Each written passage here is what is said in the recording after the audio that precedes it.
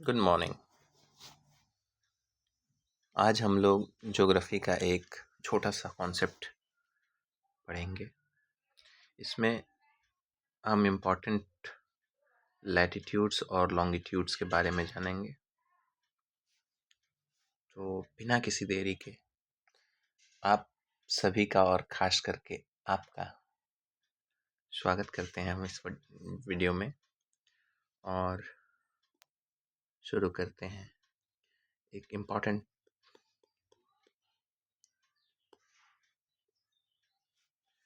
Latitude. Okay, इसको हिंदी में हम कहते हैं अक्षांश।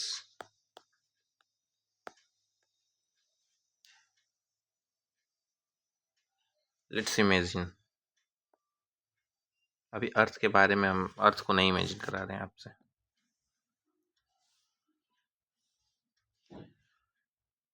ये कोई प्लेस है, अगर इस पे मैंने ऐसे लाइन खींच दिया पैरेलल लाइंस, तो ये जो पैरेलल लाइंस हैं देख पा रहे हैं ना, ऐसे ही लाइंस अर्थ पे खींची गई हैं। अब इसको ऐसे ड्रॉ करना अर्थ पे पॉसिबल नहीं है फिजिकली, इसलिए ये इमेजिनरी लाइंस है जो अर्थ पे पैरेलल मैनर में ड्रॉ की गई हैं। ठीक है, याद रहेगा। अब पैरेलल मैनर में जब ड्रॉ की गई हैं तो कैसे ड्रॉ की गई हैं, क्या इसका पैरामीटर लिया गया है। ठीक है, पैरेलल लाइंस में ड्रॉ की गई हैं, कैसे किया गया है, तो उसके बारे में जानने के लिए मैं आपको एक फिगर के साथ समझाता हूँ। Let's assume this is earth. ये अर्थ नहीं है, ये भी अर्थ नहीं है। ये अर्थ को मैंने काट दिया यहाँ से। देखिए, अर्थ ऐसा था ना, अगर इसको मैं ऐसे काट दूं तो क्या दिखेगा। ये वाला सेक्शन आपको दिख रहा है ना ऐसे, तो अब बताइए अर्थ का ये सेंटर होगा, तो ये सेंटर कहाँ दिखेगा आपको, यहाँ। ठीक है, अब अर्थ का जो सेंटर है, थोड़ा सा भी अगर आप मैथ जानते होंगे तो आपको पता होगा कि ये जो है, ये कोई एंगल नहीं बन रहा है, ये 0 डिग्री कहलाएगा। What is this, 0 degree. ठीक, अब 0 डिग्री से हमने यहाँ से इस सेंटर से एंगल मेजर किया, यहाँ से एंगल मेजर किया। मान लीजिए यहाँ से मैंने एंगल मेजर किया 10 डिग्री। कितना, ये एंगल 10 डिग्री का था। फिर मैंने मेजर किया 20 डिग्री, फिर मैंने मेजर किया 30 डिग्री एंड सो ऑन। ये जाते जाते सीधा हो जाएगा and this will become 90 degree. आ रही बात समझ में। तो अब ये चूंकि एंगल्स हैं, इन्हीं एंगल्स पर से हमने क्या किया, ये लाइन घुमा दिया। अब ये अर्थ है, गोला है, तो ये इधर भी होगा और ऐसे भी जाएगा, उस साइड से भी जाएगा। आ रही बात समझ में। फिर मैंने 20 डिग्री से लाइन ऐसे सीधा खींच दिया, फिर 30 से खींच दिया, फिर 40 से खींच दिया, और ऐसे खींचते खींचते खींचते खींचते, अब देख रहे हैं। अब सेम काम मैं क्या करूँगा, यहाँ से एंगल लूँगा, 10 डिग्री मान लो ले लिया, 10 डिग्री, 20 डिग्री, 30 डिग्री, और ये एकदम सीधा हो गया 90 डिग्री। आई बात समझ। अब यहाँ से मैं क्या खींचूंगा, लाइन खींच दूंगा। आप देख रहे हो लाइन बन कैसे रही है लैटिट्यूड्स। खाली याद करने की वो नहीं है कि latitudes are parallel lines. What is the origin, how they are being drawn on the earth's surface. Okay, what is the parameter of drawing those parallel lines? You must understand those things also. Very basic things these are, but you must know these things. Okay, तो आप अब यहाँ से कह सकते हो कि ये लैटिट्यूड्स जो हैं दे आर एंगल्स, और इन्हीं एंगल्स को हम जब ड्रॉ कर देते हैं तो ये कहलाती हैं लैटिट्यूडनल लाइंस। तो लैटिट्यूड्स क्या है, latitudes are angles measure from the center of the earth in both the hemisphere. Hemisphere मतलब देखो, अगर मैं अर्थ को इसे बीच से डिवाइड कर दूं, ऐसे दूसरे कलर्स में दिखाऊं, ऐसे देखो ये बीच से काट दिया, तो मैंने बताया होगा ऊपर वाले को नॉर्थ, नीचे वाले को साउथ कहते हैं। तो ये वही लाइन है ना, देखिए तो बीच से काट रही है, जो जिसको 0 डिग्री हमने अज्यूम किया है।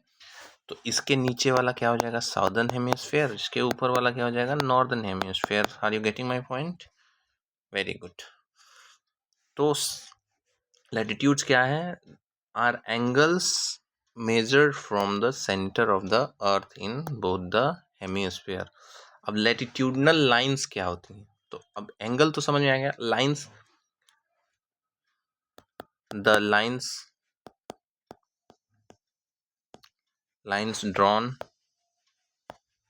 imaginarily drawn so on the earth surface parallelly called latitudinal lines. Latitudinal lines, are you getting? तो लैटिट्यूड आर एंगल्स, और उनको मिला दिया हमने, तो वो क्या बन गए, क्या बन गए, वो बन गया लैटिट्यूडनल लाइंस। अब आप सोचो ये गैप हमने कितना का लिया, मैंने एग्जाम्पल के लिए तो आपको दिखा दिया कि 10 डिग्री, पर हमने एक्चुअली में कितना लिया है खींचने के लिए, 1 डिग्री का। तो 0, फिर 1 डिग्री, फिर 2 डिग्री, फिर 3 डिग्री, ऐसे करके अगर आप देखें तो ये वही वाला था ना, ऐसे बनाया था मैंने। अगर यहाँ से मैं लाइन खींच रहा हूँ, ये अर्थ का वो हिस्सा है, तो ये 1 degree, 2 degree, 1 degree, 2 degree, 3 degree, 4 degree, 90 तक जाते जाते कितना डिग्री तक हो जाएगा, कितने लाइन्स हो जाएंगे आप बताइए। 4 लाइन यहाँ तक हुए, 4 डिग्री तक, 90 तक जाते जाते कितना हो जाएंगे, 90 तक जाते जाते कितना हो जाएंगे, 90 लाइन्स। 90 डिग्री तक जाते हुए 90 लाइन्स भी हो जाएंगे। सेम सदर्न हेमिस्फीयर में भी होगा, इधर भी 90 लाइन्स। 90 डिग्री तक गए तो लाइन्स भी कितने हो गए, 90 हो गए। और एक लाइन ये है, एक ये है 0 डिग्री वाला। तो टोटल लैटिट्यूड्स कितने आपको मिल रहे हैं, 90 डिग्री, 90 डिग्री 180 हो गए, और एक 0 डिग्री 181 लैटिट्यूड। तो टोटल याद रखेंगे, टोटल लैटिट्यूड कितने होंगे, लैटिट्यूड्स, चूंकि 0 डिग्री भी एक लैटिट्यूड है, तो कौन कौन सा, टोटल लैटिट्यूड 181। ठीक है, लेकिन लाइंस किस पे खींची जा सकती हैं, टोटल लैटिट्यूडनल लाइंस किस पे खींची जा सकती हैं। तो देखिए यहाँ पे आप लाइन खींच सकते हैं, ये तो यहाँ से तो ये सीधा हो गया, अब इधर खींचने का जगह ही नहीं है, ये पोल हो गया, इधर तो आप लाइन नहीं खींच सकते हो। तो एक ये पोल और एक ये पोल, यहाँ पे लाइन नहीं खींच सकते, ये लैटिट्यूड्स हैं but they are not lines. इसके नीचे 89 डिग्री पे आप लाइन खींच सकते हो, 80 पे खींच सकते हो, लेकिन 90 पे लाइन नहीं खींच सकते हो। तो टोटल लाइन्स कितने होंगे, लाइन्स होंगे आपके, इसमें से 2 माइनस कर दीजिए, कौन कौन, 90 डिग्री और साउथ, 90 डिग्री नॉर्थ, तो 179। बहुत ईजी था। Total latitudes. अब लैटिट्यूड क्या है, latitudes are the lines drawn on the earth surface, imaginary lines हैं, और ये एक पर्टिकुलर एंगल पर खींची गई हैं। ठीक है, वो एंगल भी मैंने आपको समझा दिया। तो कोई भी आज से आपको पूछे कि बताइए लैटिट्यूड्स होते क्या हैं, तो आप कहोगे सर ये गोला है, और ग्लोब पे आपने देखा होगा कि हमेशा बीच से काटती हुई लाइन होती है, उसको हम 0 डिग्री बोलते हैं, या इसी को इक्वेटर बोलते हैं। इक्वेटर, हिंदी वाले ध्यान से सुनो, ये भूमि है, भूमि को बीच से काट रही है, इसीलिए इसका नाम भी हो जाता है भूमध्य रेखा, याद रहेगा, भूमध्य रेखा। फिर अब 1-1 डिग्री से आप काटते चले जाओ, खींचते चले जाओ, 1-1 डिग्री पर दोनों साइड से मिलाया, तो गोल है, अर्थ गोल है, तो ये इधर भी मिल रहा होगा, ऐसे ऐसे मिल रहा होगा ना, तो इनको हम क्या कहते हैं, इनको कई बार हम सर्किल भी कहते हैं। देखिए मैं बता के दिखाता हूँ, ये देखिए एक सर्किल बन रहा है ऐसे, ठीक, दीज आर सर्कल्स। लाइंस भी कह सकते हो, सर्कल्स भी कह सकते हो। सर्कल्स कहोगे तो अच्छा रहेगा, क्यों? क्योंकि ये तो लाइन तो नहीं ना है, ये तो पूरे दोनों तरफ से जा रही है, तो एक तो सर्किल बन रहा होगा ना, और सर्किल छोटा, पहले सबसे बड़ा, इक्वेटर के पास सबसे बड़ा बन रहा होगा, उसके बाद उससे छोटा, फिर उससे छोटा, फिर उससे छोटा, फिर उससे छोटा, फिर पोल पे जाके नहीं बनेगा, फिर इधर भी वैसे ही होगा, होगा ना ऐसे, फिर पोल पे जाके नहीं बनेगा। इसको ऐसे कर दोगे तो ये बन गया अर्थ। सारी बात समझ में? तो ये क्या है? लैटिट्यूड्स हमारे सर्कल्स हैं, याद रहेगा। टोटल नंबर ऑफ लैटिट्यूड्स कितने होंगे बताइए? टोटल नंबर ऑफ लैटिट्यूड्स,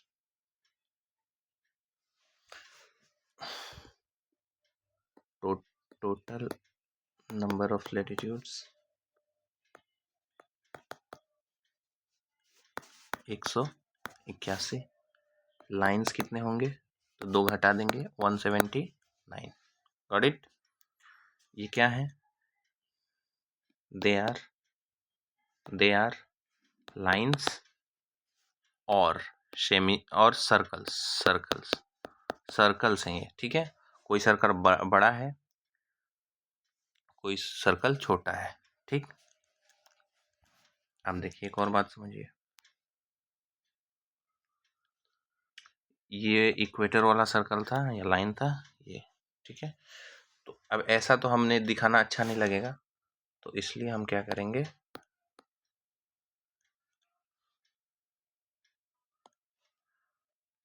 सिर्फ लाइन अभी ड्रॉ करेंगे, इक्वेटर। तो ये लाइन हो गया। अब बताइए आप, सबसे बड़ा लाइन कौन होगा? यही ना होगा, इक्वेटर ही होगा सबसे बड़ा लाइन। तो इस इक्वेटर को हम ग्रेट सर्कल भी बोलते हैं, ग्रेट सर्कल, क्योंकि सबसे बड़ा यही होगा। अब इससे ऊपर जाएंगे आप तो धीरे धीरे छोटे होते जाएंगे। कितने छोटे होंगे? तो छोटे होते होते होते होते होते होते होते होते होते ये देखिए, यहाँ जाके यहाँ पे पॉइंट मिलेगा, यहाँ पे लाइन नहीं मिला है, जो आपको वहाँ समझाया था मैंने, ये देखिए, ठीक है। और अब इसकी नंबरिंग कैसे करेंगे हम? इन लाइंस की नंबरिंग कैसे करेंगे? तो बहुत आसान है। इसको 0 बोल दिया तो इसके नीचे वाले को 1 डिग्री, 2 डिग्री, 3 डिग्री ऐसे करके दिया गया है, लेकिन ये सारा हमको नहीं पढ़ना होता है। अब देखिए, 0 डिग्री के ऊपर वाले को क्या बोलेंगे? नॉर्थ, और 0 डिग्री के नीचे वाले को बोलेंगे साउथ। आई बात समझ में? तो अब एक फ्रेश डायग्राम दिखा रहे हैं आपको बना के। ये देखिए, यहाँ पे हमने फिर से गोला ड्रॉ किया। We have drawn the equator 0 degree, ठीक। अब मान लीजिए मैंने यहाँ पे एक सर्कल ड्रॉ किया, यहाँ पे सर्कल ड्रॉ किया, मान लीजिए ये 30 डिग्री है और ये भी 30 डिग्री है। तो समझेंगे कैसे कि दोनों 30 डिग्री में डिफरेंस क्या है? तो कहोगे सर आपने तो अभी बताया था नॉर्थ, ये 0 डिग्री के ऊपर वाले को नॉर्थ बोलते हैं और नीचे वाले को साउथ बोलते हैं, क्योंकि ये सदर्न हेमिस्फीयर और नॉर्दर्न हेमिस्फीयर में डिवाइड करती है इक्वेटर अर्थ को, ठीक है। तो अब देखो, 0 डिग्री से ऊपर है ना ये, तो 30 डिग्री नॉर्थ बता देंगे, 30 डिग्री साउथ बता देंगे, ठीक। इससे क्या पता चलेगा आपको कि आप अर्थ के किस हेमिस्फीयर की बात कर रहे हो। अगर 30 डिग्री नॉर्थ बोले तो आपको क्या लगेगा कि हाँ, ये नॉर्दर्न हेमिस्फीयर की बात की जा रही है। मैं कहूँ 60 डिग्री नॉर्थ, तो आप समझ जाओगे कि नॉर्दर्न हेमिस्फीयर की बात की जा रही है, यानी समवेयर अबव द 0 डिग्री। मैं इधर बोलूँ 60 डिग्री साउथ, तो आप समझ जाओगे। बेसिक नीड अभी तो फिलहाल के लिए यही है, ठीक है। इसके बाद और भी चीज़ें आपको इस लैटिट्यूड से रिलेटेड मिलेंगी। इसकी इम्पोर्टेंस तो बहुत ही है, ठीक, वो भी देखेंगे आप। हम देखिए, ये जो मैंने बताया कि 1 डिग्री पे खींचा गया है, 1 डिग्री मार्जिन, मार्जिन देखो कैसे लिख रहे हैं हम, मार्जिन, ठीक है। 1 डिग्री मार्जिन जो होता है वो, मान लो कि एक लैटिट्यूड ये है 0 डिग्री और एक लैटिट्यूड ये है, थोड़ा बड़ा करके दिखा रहे हैं 1 डिग्री। याद रखना, ये चूंकि पैरेलल लाइंस हैं तो मैथ में पढ़े होगे कि 2 पैरेलल लाइंस के बीच की दूरी कभी भी बदल नहीं सकती है, ठीक है। तो ये 0 से लेकर 90 तक हर हर पैरेलल लाइंस की दूरी 1 होती है, और इसके बीच की दूरी कितनी होती है? 111 किलोमीटर, याद रखना। यानी दो लैटिट्यूड, किसी भी दो ले, 89 डिग्री से लेकर 90 डिग्री, इसके बीच मान लीजिए दो लाइन है, तो इनके बीच की दूरी कितनी होगी? इनके बीच की दूरी होगी 111 किलोमीटर। याद रखोगे? बहुत अच्छी बात है। तो लैटिट्यूड के बारे में इतना काफ़ी है। इसकी क्या ज़रूरत पड़ती है? अभी लास्ट चीज़ मैं आपको बता दूं, कुछ इंपॉर्टेंट लैटिट्यूडनल लाइंस। तो पहला तो आपको पता है 0 डिग्री, फिर यहीं से हमने खींचा एक और लाइन 23.5 डिग्री, फिर यहाँ से खींचा हमने 66.5 डिग्री, 66.5 डिग्री। नॉर्थ है तो नॉर्थ लिख देंगे, नॉर्थ है तो नॉर्थ लिख देंगे। यहाँ 23.5 साउथ, यहाँ 66.5 साउथ। ये हो गया 90 डिग्री साउथ, 90 डिग्री साउथ। ये हो गया 90 डिग्री नॉर्थ। ठीक, इतनी सी बात आपको समझ में। अब इसका नाम तो आप जानते होंगे, आर्कटिक सर्कल। 66.5 को आर्कटिक सर्कल बोलते हैं, इसको बोलते हैं ट्रॉपिक ऑफ कैंसर। तो मैं ऐसे लिख देता हूँ TOC, कैंसर। ठीक, ट्रॉपिक ऑफ कैंसर। इसको ट्रॉपिक ऑफ कैप्रिकॉर्न बोलेंगे, कैप्रिकॉर्न। इसको बोलेंगे इक्वेटर। ये अंटार्कटिका के पास है तो इसको अंटार्कटिक सर्कल बोलते हैं, अंटार्कटिक सर्कल।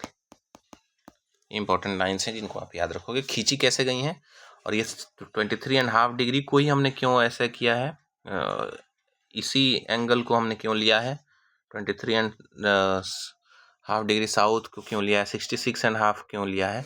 क्योंकि अर्थ जो है वो 23.5 डिग्री से क्या है, अपने एक्सिस पे क्या है, झुकी हुई है। अपने एक्सिस पे कितने डिग्री से झुकी हुई है? इसी एंगल से झुकी हुई है। इसलिए हमने इस लाइन को मार्क किया, क्योंकि सूरज जो डायरेक्टली ओवर शाइन करता है इन दोनों लाइन के अबव नहीं जाता है। ठीक, वो आगे पढ़ेंगे हम। तो 23.5 डिग्री हमने आखिर क्यों ट्रॉपिक ऑफ कैंसर कहा और ट्रॉपिक ऑफ कैप्रिकॉर्न कहा? Because of the tiltation of earth on that very angle. ठीक है, 66.5 क्यों? तो अर्थ जो है जिस जिस जिस इलिप्टिकल पाथ में वो कर रही है, रेवोल्यूशन कर रही है, सन के चारों तरफ घूमती है ना अर्थ, तो ये जिस पाथ में रेवोल्यूशन कर रही है ना, उस पाथ में भी ये उस प्लेन के अकॉर्डिंग झुकी हुई है। कितने डिग्री से? 66.5 डिग्री से। और वैसे भी मान लो 90 में से आप अगर आप 23.5 घटाओगे तो वो 66.5 आता है। ठीक है, 23.5 घटाओगे तो 66.5 आता है, तो उससे भी हो जाएगा। लेकिन ये कॉन्सेप्ट है कि अर्थ अपने रेवोल्यूशनरी पाथ पे कितने डिग्री से झुकी हुई है? 66.5 डिग्री से झुकी हुई है। ठीक है, तो इसलिए अब ये याद रखिएगा, North Pole 90 degree north, Arctic Circle 66.5 degree north, Tropic of Cancer 23.5 degree north, 0 degree को क्या बोलेंगे? इक्वेटर।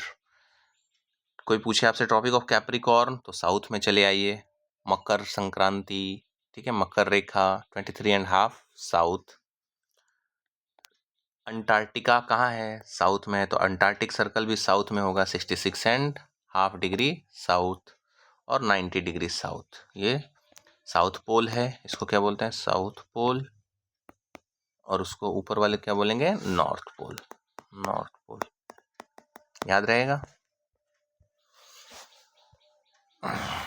तो this is all about what topic, important latitudes.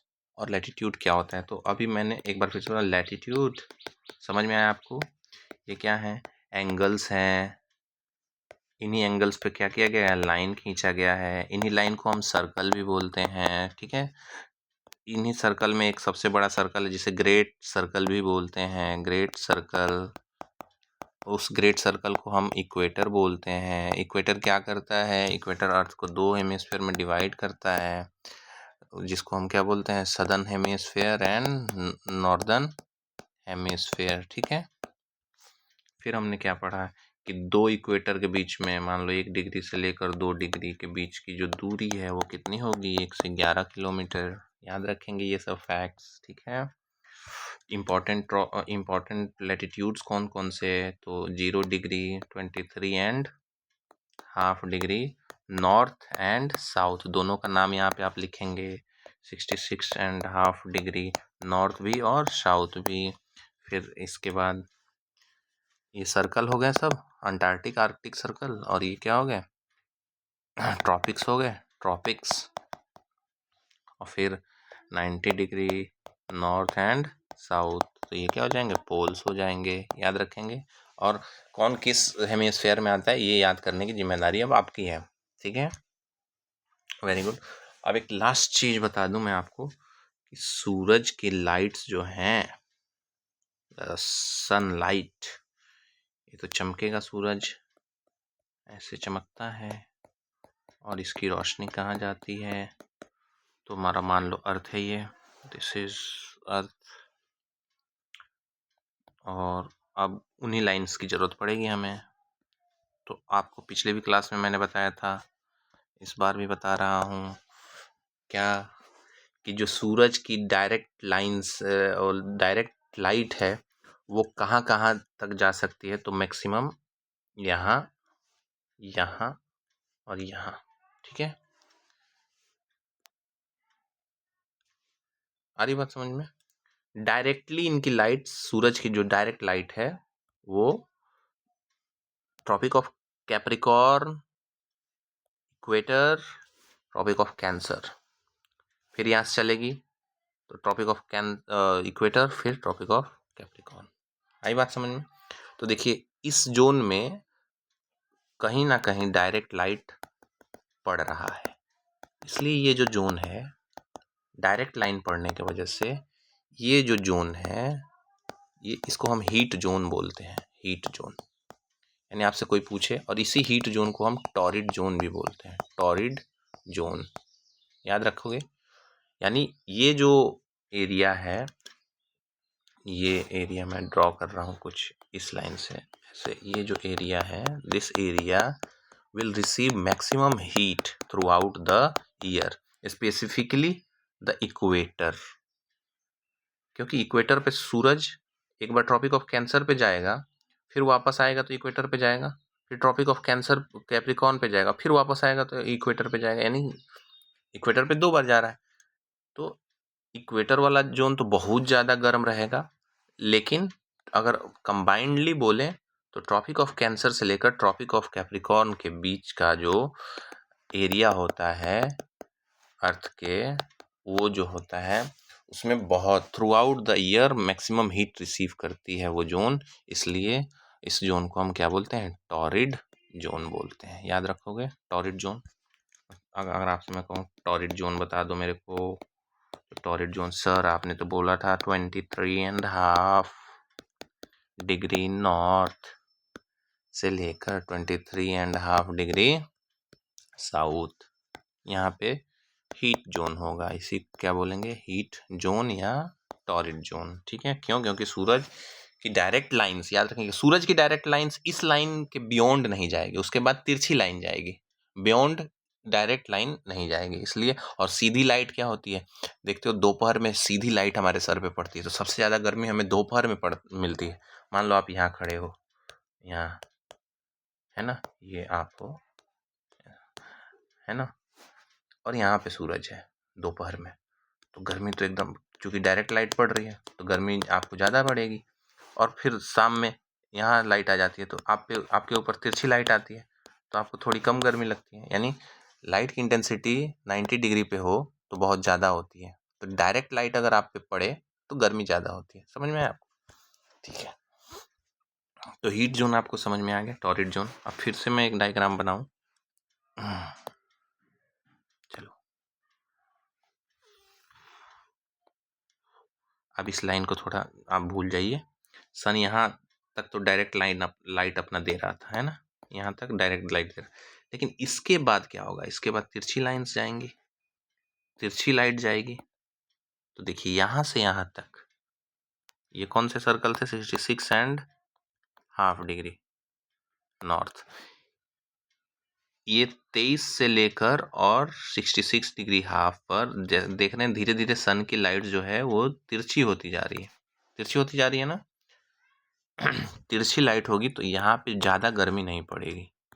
तो सेम इस वाले हेमिस्फीयर में भी होगा, 66.5 डिग्री साउथ पर,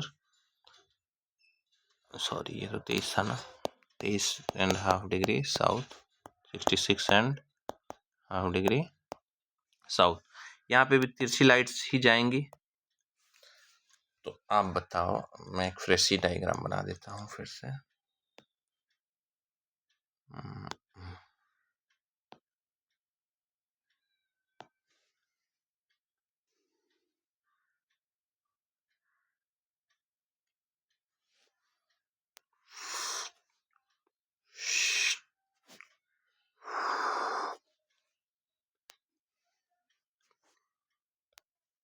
है नू, अब देखो, अब सूरज की यहाँ से रोशनी को वो दिखाओ, तिरछी लाइट यहाँ पड़ेंगी, ऐसे दिख रहा है, ये डायरेक्ट लाइट वाला है।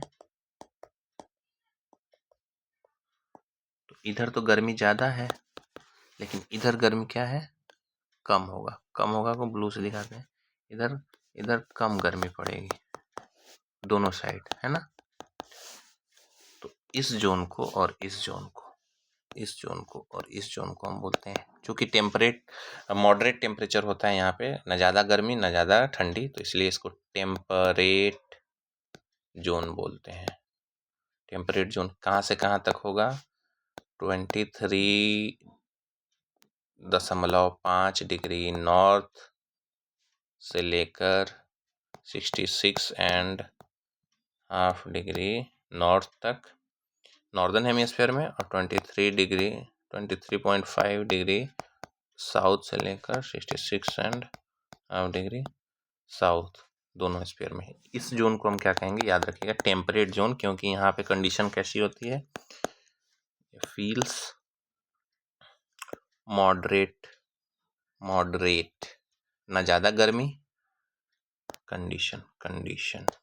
अब मॉडरेट कंडीशन का मतलब आप समझते हो, मॉडरेट कंडीशन का मतलब हुआ कि गर्मी ज़्यादा नहीं लगेगी, ना ज़्यादा ठंडी लगेगी, ठंडी फिर भी बर्दाश्त की जा सकती है बट गर्मी नहीं। तो ये वर्किंग कंडीशन बहुत अच्छा होता है, परफेक्ट, बेस्ट फॉर वर्किंग, काम करने के लिए कंडीशन सबसे अच्छा है। तो आप जब भी मैप पे देखना और ये टेम्परेट जोन को देखना और उसमें कंट्रीज़ को मार्क करना, टेम्परेट जोन के कंट्रीज़ को मार्क करना, आप पाओगे कि सारे डेवलप्ड नेशन जो हैं वो सब के सब क्या है, टेम्परेट जोन में आते हैं। जैसे USA हो गया, ब्रिटेन हो गया, फ्रांस हो गया, यूरोप की मैक्सिमम कंट्रीज जो हो गई, वो सब के सब टेम्परेट जोन में आती हैं। और टेम्परेट जोन में आने की वजह से और भी बहुत सारे रीजन्स हैं, but this is one of the reason why these countries are more developed, because the working conditions according to the climate is very good there. That's why the work productivity is higher than other places. Are you getting my point? तो जहाँ पे work की productivity ज़्यादा होगी वहाँ पे लोग ज़्यादा काम करेंगे, ज़्यादा मैन्युफैक्चरिंग करेंगे, ज़्यादा डेवलपमेंट होगी, ठीक है। और आप अगर इमेजिन करो इक्वेटर पे, फिर से मैं आपको दिखाऊं, इक्वेटर, यहाँ सूर्य 2 बार डायरेक्ट चमक रहा है। कब कब चमकता है वो तो आपको डेट पता होगा, मैं भी बता दूं, 23 सितंबर और 21 मार्च को। तो इक्वेटर के आसपास का जो जोन होगा ना वो बहुत गर्म रहता है, हीटेड, सबसे ज़्यादा हीट यहाँ मिलती है। और इक्वेटर जहाँ से गुजरता है तो आप देखोगे उस जोन की जो कंट्रीज हैं वहाँ ह्यूमिड कंडीशन रहेगा। अब उस जोन की कंट्रीज जो होंगी आप देखोगे अंडर डेवलप्ड, तो एक बार मैप उठाना और देखना आपको most of the African countries जो हैं वो इसी जोन में, इक्वेटोरियल जोन में ही रहती हैं। Equatorial zone. और उन कंट्रीज में सबसे ज्यादा क्या है, गरीबी है, यानी वो लोग अनडेवलप्ड है, डेवलप्ड। और एक बात हमको ये बताओ, जब बहुत गर्मी पड़ेगी तो कंडीशन क्या होगा, ह्यूमिड होगा। ह्यूमिड कंडीशन, गर्मी खूब है, ह्यूमिड कंडीशन, रेन ज़्यादा होगी, रेनफॉल ज़्यादा होगा, रेनफॉल ज़्यादा होगा तो मच्छर है ना, बैक्टीरिया ग्रोथ बहुत ज़्यादा होगा। This will cause disease. आप इसी वजह से देखते होगे सबसे ज़्यादा जो बीमारियां हैं, पेंडेमिक, वो कहाँ से, जब भी सुनोगे कोई नई बीमारी आ रही है, वो कहाँ से आ रही है, अफ्रीका से आ रही है। Africa, Y?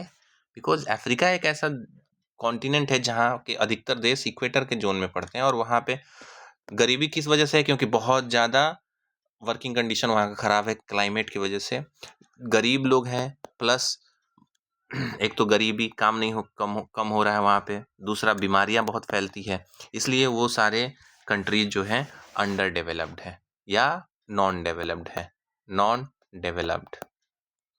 अब यूरोपियंस ने इसी वजह से अफ्रीका को, चूंकि यहाँ पे काम धंधा कम होता है, क्या बोला, डार्क कॉन्टिनेंट। तो हम भी अफ्रीका को डार्क कॉन्टिनेंट के नाम से जानते हैं, क्योंकि just it does not mean कि वहाँ के लोग काले होते हैं इस वजह से, नहीं, वहाँ विकास नहीं पहुंचा है, इस वजह से विकास नहीं पहुंचा है, इस बात से आप हंसिएगा मत। इस वजह से वहाँ के लोग क्या होते हैं, डार्क होते हैं। चीज़ों को आप थोड़ा सा सजा लीजिएगा, एडिटिंग नहीं कर सकता हूँ मैं, तो आप चीज़ों को कनेक्ट करके सीख लीजिएगा। तो मैंने सिर्फ लैटिट्यूड से आपको बताया कि क्यों एक जोन की कंट्रीज जो हैं वो हाईली डेवलप्ड है, जैसे टेम्परेट जोन, ये जोन हाईली डेवलप्ड है, और हम दोनों में आते हैं, हम यहाँ आते हैं, कुछ इधर हिस्सा है, कुछ हिस्सा इधर है, तो हम लोग क्या है, अपवाद हर जगह पे है, लेकिन हम लोग अभी डेवलपिंग, ठीक है। बट इधर के जितने भी कंट्रीज हैं, अपवाद यहाँ भी हो सकती हैं, लेकिन most of the countries which are lying in temperate zone are highly developed। और ये है अफ्रीका, देखो आप, अफ्रीका यहाँ से गुजरता है, हालांकि अफ्रीका से तो तीनों ही महाद्वीप गुजर जाते हैं, तीनों ही लाइंस गुजरती हैं। थोड़ा और बड़ा बनाना चाहिए था अफ्रीका को, ऐसे बना दो तो ये है अफ्रीका। तो देखो अधिकतर जोन गर्मी में ही है अफ्रीका का। अफ्रीका का एक आध जो अच्छा देश है वो यहाँ साउथ अफ्रीका है, देखो वो टेम्परेट जोन में आ जाता है, वो डेवलप्ड है साउथ अफ्रीका। बाकी ये जो देश हैं, रवांडा, नामीबिया, ये सब जो देश हैं, ऐसे नाम आपने घाना, जिम्बाब्वे, केन्या, ये सब सुना होगा, ये सब देश जो हैं बहुत ही अंडर डेवलप्ड हैं। कहीं ना कहीं इसका रीजन क्या है, इनका क्लाइमेटिक जोन, यहाँ पे बहुत ज़्यादा गर्मी पड़ती है। अच्छा, और एक और बात सुन लीजिए, ये अर्थ है, यहाँ तक तो बात क्लियर है ना आपकी। मैंने क्या बताया, this zone receives maximum heat through out the year, और इस जोन में आप देखोगे कि रेनफॉल खूब होगा, क्योंकि पानी गर्म होगी, बारिश, बादल बनेगा तो रेनफॉल होगा। रेनफॉल क्या होगा, दिन भर बारिश होगी, सॉरी, दिन भर सनशाइन करेगा, जिससे क्या होगा, इवेपोरेशन होगा, और आप फिर देखोगे कि शाम को इवनिंग रेन होगा, यहाँ पे इवनिंग रेन, शाम होते होते बारिश होनी शुरू हो जाएगी। इसी को हम लोग 4 PM रेन भी बोलते हैं, 4 PM रेन, याद रखोगे। तो 4 PM रेन कहाँ पे होती है, ये होती है कहाँ पे, इक्वेटर के पास। अब आप देखोगे जब इतनी बारिश है, इतनी बारिश जहाँ पे होगी वहाँ पे क्या होंगे, बहुत सारे जंगल उगेंगे कि नहीं। तो आप अब अगर आप देखोगे,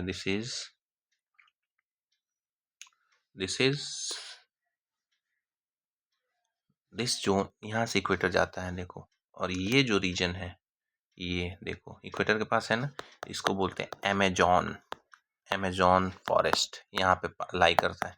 क्यों यहाँ पे लाई करता है अब आप समझोगे। यहाँ पे ये देखो ये अटलांटिक है और यहाँ पैसिफिक है। पानी की कमी नहीं है। खूब यहाँ पे इवेपोरेशन हो रहा होगा, क्योंकि सूरज यहाँ खूब चमकता है ना, डायरेक्ट चमकता है। इवेपोरेशन यहाँ ज़्यादा होगा, बादल यहाँ पे ज़्यादा बनते होंगे, बारिश यहाँ पे ज़्यादा होगी, और इसलिए देखोगे इतनी ज़्यादा बारिश की वजह से यहाँ पे आपको अमेजॉन के घने जंगल पाए मिलेंगे। और चूँकि बारिश है तो कहीं ना कहीं पानी जाएगी, तो आप देखोगे यहाँ से एक दुनिया की सबसे बड़ी नदी भी निकलती है। इस नदी का नाम है अमेजॉन रिवर। पता चला आपको अमेजॉन रिवर के बारे में। ये पूरा ब्राज़ील है, बोलीविया है, एंडीज माउंटेन्स हैं यहाँ पे, इन सब से निकल के मतलब ये अटलांटिक में गिरती है। तो दुनिया की सबसे बड़ी नदी क्यों है? क्योंकि उसमें पानी बहुत ज़्यादा है। पानी बहुत ज़्यादा क्यों है उस नदी में भाई? तो उसका सोर्स है यही 4 PM रेन। अब ये 4 PM रेन आखिर होता क्यों है? क्योंकि ये पूरा जोन क्या है, इक्वेटर के आसपास का जोन है, और इक्वेटर के आसपास हीट ज़्यादा होती है। इस हीट की वजह से इवेपोरेशन ज़्यादा होगा। इवेपोरेशन की वजह से क्या होगा? रेनफॉल ज़्यादा होगा। रेनफॉल कितना होगा? तो याद रखिएगा, रेनफॉल होता है 200 से 250 सेंटीमीटर पर ईयर। इतना रेनफॉल यहाँ पे होता है, जिसके वजह से आपको मिलते हैं रेन फॉरेस्ट। तो अब मैं सिर्फ इसी की बात नहीं करूँगा, ये तो मैंने आपको एग्जांपल दिया, अमेजॉन फेमस एग्जांपल इसलिए मैंने दिया। इस जोन में जितने भी कंट्रीज़ पड़ेंगे, आप देखना उन जगहों पे कैसे फॉरेस्ट मिलेंगे आपको। तो ऐसे रेन फॉरेस्ट मिलेंगे। और इक्वेटर के पास है तो इसको हम इक्वेटोरियल रेन फॉरेस्ट बोलेंगे, इक्वेटोरियल रेन फॉरेस्ट, ठीक है। और इसी को हम हिंदी में सदाबहार बहारो फूल बरसाओ, ठीक है। सदाबहार कहीं कहीं पे ऐसे भी लिखता है, सदाबहार। अब सदाबहार क्यों है? क्योंकि वर्षा है, तो सदाबहार वर्षावन। कहाँ पाए जाते हैं? तो आप क्या लिखोगे? भूमध्य रेखीय देशों में, ठीक है। अब सदाबहार वर्षा वनों की क्या वो है, बारिश बहुत हो रही है, रोज हो रही है बारिश, तो पेड़ उगेंगे। मैं पेड़ ऐसे उगा देता हूँ, चलो एक पेड़ उगा, फिर दूसरा कहेगा मैं भी उगूंगा, फिर तीसरा कहेगा चलो मैं भी उग रहा हूँ। तो अब क्या होगा? सूरज की रोशनी जरूरी होती है पेड़ के लिए, होती है कि नहीं होती, ये बताओ। अब सूरज की रोशनी को पाने के लिए ये पेड़ अपने में कंपटीशन करेंगे, और ये इनकी हाइट बढ़ती जाएगी ऐसे। ले भाई, हाइट बढ़ती जाएगी, तो आप देखोगे कि इन सूरज की रोशनी को हासिल करने के लिए इन जंगलों की जो पेड़ होती है, इनकी हाइट जो होती है वो बहुत बड़ी बड़ी हो जाती है। यानी यहाँ पे कैसे ट्रीज मिलेंगे? Tall trees. अब टॉल ट्रीज जो कंपटीशन में जीत गया वो बड़ा पेड़ बन गया, जो कंपटीशन में पीछे रह गया वो छोटा पेड़ रह गया। यानी सूरज की रोशनी अगर यहाँ से आ रही है तो कुछ अगर पास भी करेगी तो उसको ये वाला रोक लेगा ना। यानी यहाँ पे देखोगे जमीन पे सूरज की रोशनी लाइट ही नहीं होगी, LIGHT, क्या लाइट होगी यहाँ पे? सॉरी, लाइट होगी? नहीं होगी। यानी अमेजॉन के जंगलों में या रेन फॉरेस्ट में जो सदाबहार रेन फॉरेस्ट हैं उनमें नीचे तक लाइट नहीं जाती। तो जहाँ लाइट नहीं होगी वहाँ पे क्या उगेंगे? तो वहाँ पे वो प्लांट्स उगेंगे जो क्या होंगे, जो विदाउट लाइट के सरवाइव कर सकते हो। आई बात समझ में? तो एक तरह से आप कहोगे ये जो फॉरेस्ट होता है लेयर्ड फॉरेस्ट। और ये लेयर्ड फॉरेस्ट क्या करते हैं? कैनोपाई बनाते हैं। कैनोपाई का मतलब टेंट बना लेते हैं, जिस टेंट के वजह से पत्तों से रोशनी सूरज के जमीन पे नहीं पहुंच पाती है, तो हमेशा अंधेरा रहता है, डार्क। और जब डार्क होगा, गीला होगा, तो यहीं पे आपको मिलेंगे रेप्टाइल्स। कौन मिलेंगे? रेप्टाइल्स। जहरीले जानवर जो पेड़ों पे रहते हों, जो रेंगते हों, तो आपने सुना होगा एनाकोंडा। एनाकोंडा ये ब्राज़ील यानी एनाकोंडा मूवी ने इसे फेमस कर दिया। ये अमेज़न के रेन फॉरेस्ट में मिलते हैं, रेन फॉरेस्ट में मिलते हैं। अब एक बात बताओ मुझे, ये बात पहले बतानी चाहिए थी, सदाबहार क्यों कहते हैं इनको? सदाबहार वन क्यों कहते हैं? यानी सदाबहार रहता है। बहार का मतलब एवरग्रीन, एवरग्रीन। अब एवरग्रीन को तोड़िए, हमेशा जो ग्रीन रहे, जो जंगल हमेशा ग्रीन रहे। हमारे तरफ के आप जंगलों को देखते होंगे या फॉरेस्ट को देखते होंगे या पेड़, किसी पर्टिकुलर पेड़ को देखते होंगे, एक खास समय पर उसके सारे पत्ते गिर जाते हैं। एक खास समय पर उन पेड़ों के, हमारे पास जो हैं सारे पत्ते गिर जाते हैं, क्योंकि हमारे देश में जो है बारिश जो होती है, या हमारे एरिया में रेन जो होती है थ्रू आउट द ईयर नहीं होती है, सालों भर नहीं होती है। तो और पत्तों का क्या काम होता है? पत्तों का काम होता है ट्रांसपिरेशन। ट्रांसपिरेशन, ये पत्ते क्या करते हैं? ट्रांसपिरेशन करते हैं, ठीक है। ट्रांसपिरेशन होता क्या है? इसमें से पत्ते जो पानी यूज करते हैं, तो मान लीजिए 100% पानी उन्होंने ज़मीन से लिया, जिसमें से 5 से 10% पानी वो अपने फोटोसिंथेसिस में यूज कर लेते हैं। और बाकी 95% पानी जो होता है, 95% वाटर, उसको वो क्या करते हैं? रिलीज कर देते हैं। और ये रिलीज ही क्या कहलाता है?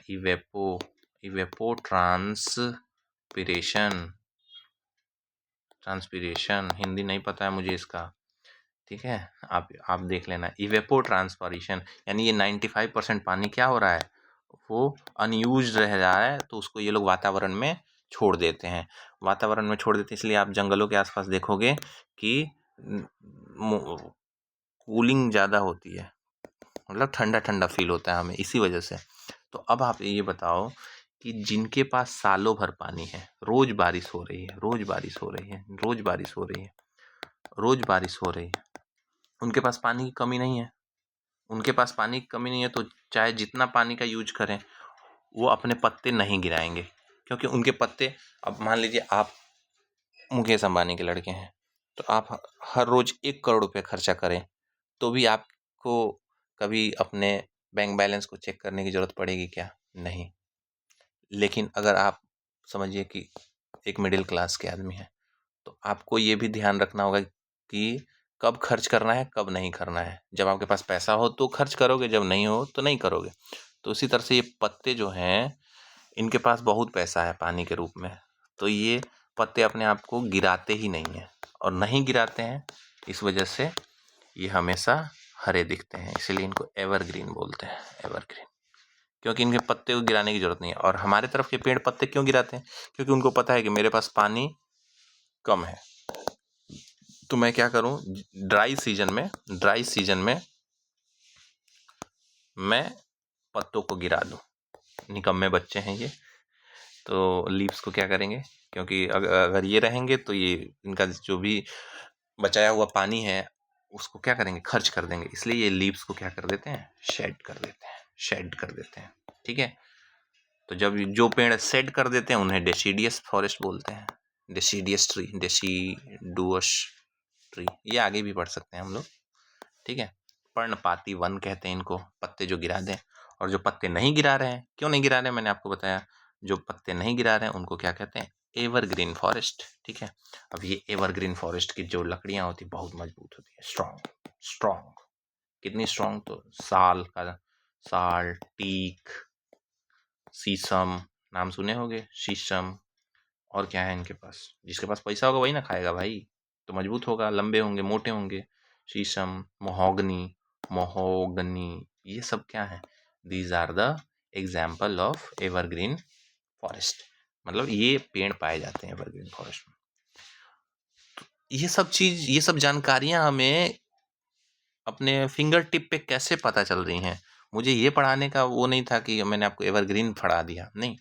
मुझे पढ़ाना था the importance of these latitudinal lines, how can you identify with the help of these lines, you can identify the climate of any place, किसी भी प्लेस के क्लाइमेट को आप क्या कर सकते हो, आसानी से आइडेंटिफाई कर सकते हो, क्योंकि ये जो लाइंस हैं ये अर्थ के हीट जोन को क्या करती हैं, डिवाइड करती हैं। अब देखो 66.5 से ऊपर जाओगे तो सूरज की रोशनी बहुत ही तिरछी पड़ेगी, जहाँ पे ना के बराबर हीट होगा, तो ये पूरा का पूरा जो होता है स्नो से ढका होता है, दोनों साइड में ये भी स्नो।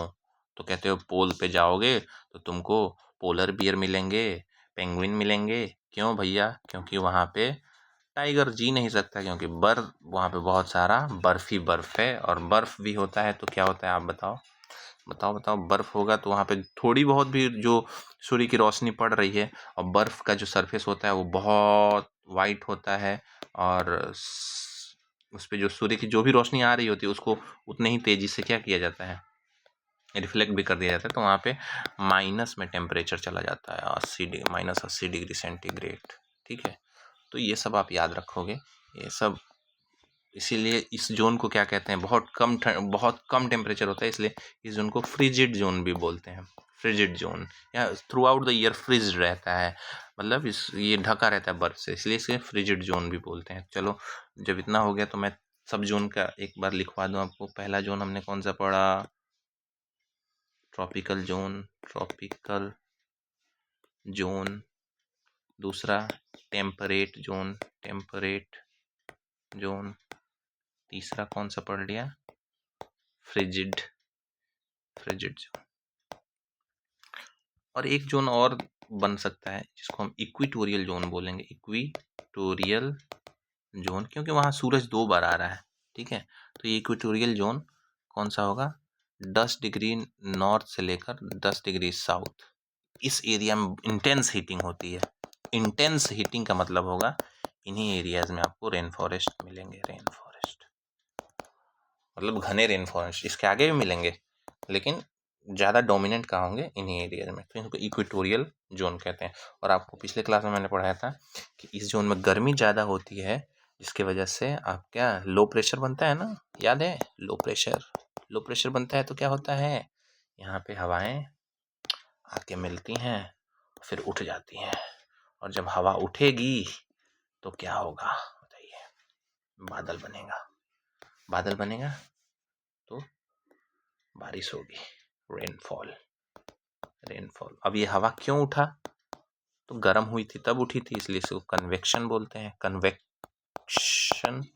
और कन्वेक्शन के वजह से रेनफॉल हुआ, इसलिए बोलते हैं कन्वेक्शनल रेनफॉल।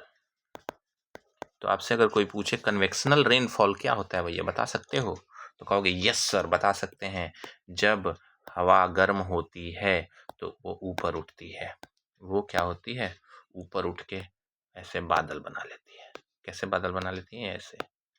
ठीक है, और बादल बनाती है, और जब भी कोई चीज़ ऊपर उठती है तो ठंडा होती है, तो जो बादल उसमें पानी के कण होते हैं वो फिर से बूंद बन जाते हैं, और बूंद बन के छम छम छम छम छम छम नाचूं मैं आज छम छम छम। तो कन्वेक्शनल रेनफॉल यही होता है, जब हवा गर्म हो, ऊपर उठे और फिर बरस जाए, तो कन्वेक्शनल रेनफॉल समझ में आया आपको। तो इक्वेटर पे कैसा रेनफॉल होगा, इक्वेटर पर कैसा रेनफॉल होगा, कन्वेक्शनल, याद रखोगे, कन्वेक्शनल रेनफॉल। तो कहोगे सर और भी किसी प्रकार का बारिश होता है क्या, हम कहें हाँ होता है। मान लो कोई विंड चल रही है, विंड पड़ा है ना, विंड चल रही है, इसमें मॉइस्चर है, ये धरती पे चल रही है, तब तक सामने कोई बड़ा सा पहाड़ आ गया, तब ये चीर के तो नहीं निकल जाएगी पहाड़ को, ये क्या होगी, ये धीरे धीरे इस पहाड़ पे जाएगी, हवा जाएगी ना। अब जैसे जैसे पहाड़ पे जाएगी, तो आपको पता है ऊंचाई पे जाने पर टेम्परेचर कम होता है, तो इन हवाओं में जो मॉइस्चर होगा ऊंचाई पे जाके क्या हो जाएगा, बादल में बदल जाएगा, ड्रॉपलेट्स में, और ड्रॉपलेट्स एक्यूमुलेट होके क्या हो जाते हैं, ऐसे बादल बना लेते हैं, और यही बादल यहाँ पे बारिश करेंगे। तो अब बताओ ये बारिश किसकी वजह से हुई, इस पहाड़ की वजह से हुई, माउंटेन की वजह से हुई, तो माउंटेन की वजह से अगर बारिश हो रही है तो इसको ओरोग्राफिक रेन बोलते हैं, ओरोग्राफिक रेन। ओरोग्राफिक रेन क्या होता है भैया? तो हवा आई, पहाड़ ने उसको ऊपर पहुंचा दिया, यहाँ पे बादल हुआ और ये बरस गया, तो ये क्या हो गया? Orographic rain. ओरोग्राफिक रेन, ठीक। ये मानसून में ऐसे ही रेन होता है। देखो भारत है, मैं आपको दिखाऊं, दिस इज आवर प्यारा भारत। अब आप पढ़ोगे ज्योग्राफी में, इंडियन ज्योग्राफी में, तो ये जो रीजन है ना, दिस रीजन इज वेस्टर्न घाट। यहाँ पे वेस्टर्न घाट के अन्नामुडी अन्नामलाई की पहाड़ियाँ हैं, नीलगिरी की पहाड़ियाँ हैं। अब यहाँ से मानसूनल हवाएं आती हैं इंडियन ओशियन से अरेबिक ओशियन में। सोचो ये यहाँ से टकराती हैं जून में टकराती हैं और फिर ऊपर उठती हैं, तो यहाँ पे बारिश होती है, तो इसे मानसूनल बारिश कहते हैं, रेन, ठीक। अब एक बात बताओ, ये जो हवा इधर जा रही है, पहाड़ के ऊपर गई, यहाँ बरस गई, इधर का क्या हाल है? तो इधर ड्राई एरिया हो जाएगा, ड्राई, क्योंकि यहाँ बारिश नहीं आई, तो इसको बोलते हैं रेन शैडो। रेन को शैडो कर लिया इस पहाड़ के इस साइड ने, तो ऐसे जोन को क्या बोलते हैं? Rain shadow area, rain shadow, ठीक है। रेन शैडो वो है जिस साइड में बारिश ना हो, पहाड़ के जिस साइड में। तो ये बताओ क्या होगा? ये कौन सा एरिया है जिस साइड बारिश हो रही है? इसको बोलते हैं